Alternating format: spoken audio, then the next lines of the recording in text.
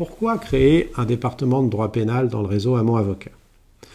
Parce que, avec mon associé, nous intervenions tous les deux régulièrement en droit pénal, lui plutôt dans des dossiers correctionnels, de droit de la presse, droit pénal des affaires, de droit pénal général. Il suivait des dossiers à l'instruction, il allait plaider devant les juridictions correctionnelles, évidemment aussi devant les cours d'assises de façon régulière. Moi, j'avais une pratique plutôt, d'une part, du contentieux pénal d'urgence, de la comparution immédiate, par exemple, et puis, d'autre part, de la cour d'assises et du droit pénal international.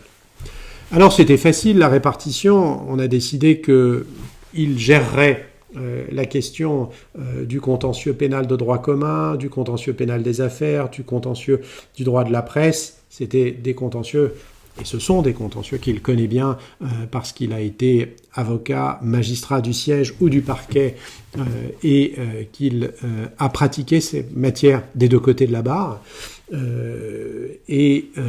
On a décidé que la question du droit pénal international et la question plutôt du droit pénal d'urgence, mais c'est pas une règle absolue, relèverait plutôt de ma compétence. Il nous restait la cour d'assises.